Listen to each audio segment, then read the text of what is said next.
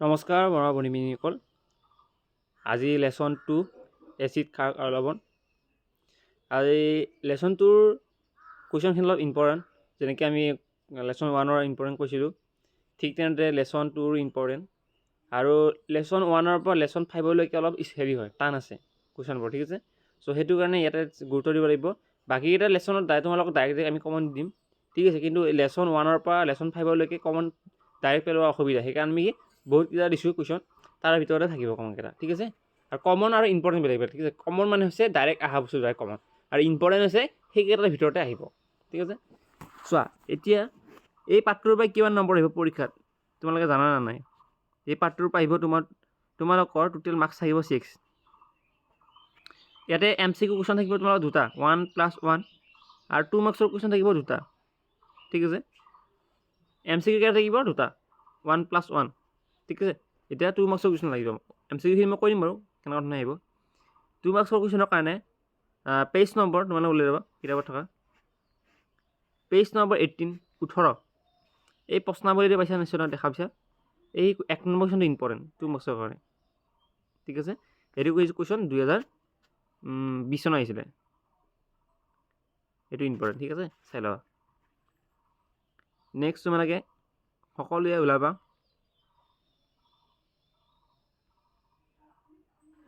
Next page number কৰিছোঁ মই। এইটো পেজ নম্বৰ কিমান?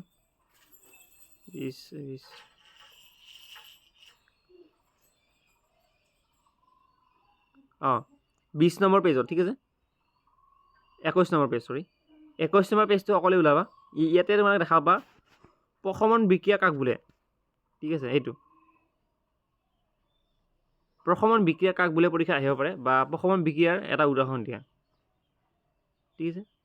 এনেকুৱা পৰীক্ষাত আহে কিন্তু কাক বোলে বা এটা উদাহৰণ দিয়া, সেইকাৰণে প্ৰশমন বিক্ৰিয়াটো ভালকৈ চাই যাবা পৰীক্ষাত, কিন্তু এইটো বস্তু দৰকাৰী আহি থাকে। তাৰপিছত পেজ নম্বৰ তোমালোকে ওলাবা এতিয়া। পেজ নম্বৰ মই কৰিছোঁ 22। পেজ নম্বৰ 22ৰ কুৱেশ্যন নম্বৰ কি লাগিব, যোনটো প্ৰশ্নাৱলী আছে এই প্ৰশ্নাৱলীটো কুৱেশ্যন নম্বৰ 1 ইম্পৰ্টেণ্ট, 2 ইম্পৰ্টেণ্ট চাব লাগিব, 1, 2 ইম্পৰ্টেণ্ট, ঠিক আছে। তাৰপিছত আহিল তোমালোকৰ পেজ নম্বৰ 25। পেজ নম্বৰ 25ৰ প্ৰশ্নাৱলী আছে, দেখা পাইছে স্ক্ৰীণত। ইয়াৰে ইম্পৰ্টেণ্ট কুৱেশ্যনখিনি আলোচনা কৰিম। ইয়াৰে important question number 1, 1 number important হয়, এইটো মেট্ৰিক পৰীক্ষা আমি দেখা পাই থাকোঁ।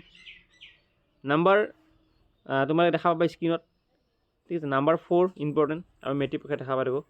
নাম্বাৰ 5 ইম্পৰ্টেণ্ট, মেট্ৰিক পৰীক্ষা আমি বাৰে দেখাই থাকোঁ। আৰু নাম্বাৰ 6 নম্বৰ কুৱেশ্যনটো ইম্পৰ্টেণ্ট, ঠিক আছে। এইকেইটা টিক চিমাই ল'বা। নেক্সট কি আছে চাওঁচোন।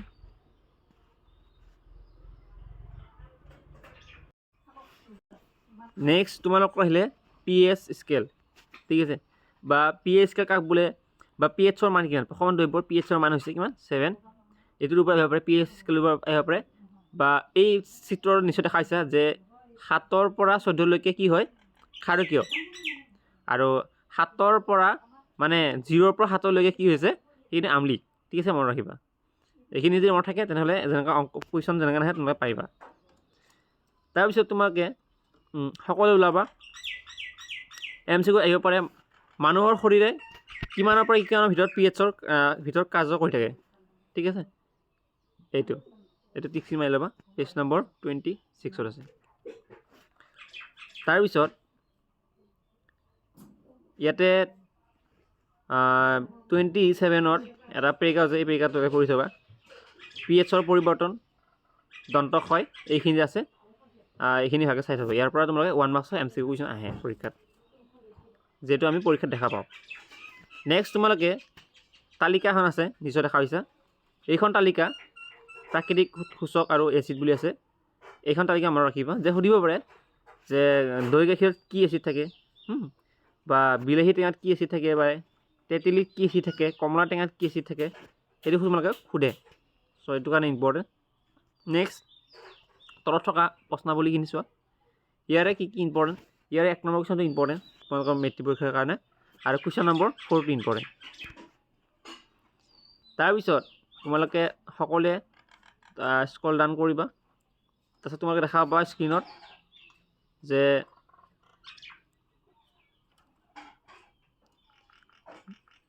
বেচিং পাউডাৰৰ বিষয়ে হ'ব। বেচিং পাউডাৰৰ যোনটো ৰাসায়নিক সমীকৰণটোৰ নাম কি হৈছে, ঠিক আছে, বা ইয়াৰ ৰাসায়নিক সন্তুলিত সমীকৰণটো কি, আৰু বেচিং পাউডাৰৰ ৰাসায়নিক যোনটো নাম সেইটো কি হৈছে, এইটো CaSO2।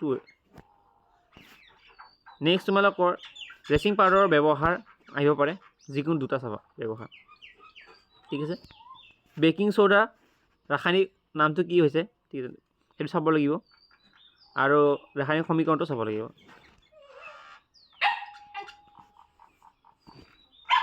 নেক্সট তোমালোকৰ দৰকাৰী কাপোৰ ধোৱা চ'ডা। কাপোৰ ধোৱা চ'ডাৰ যোনটো ৰাসায়নিক নাম সেইটো কি হৈছে, ৰাসায়নিক নামটো কি চাব লাগিব, এইটো ৰাসায়নিক নামটো।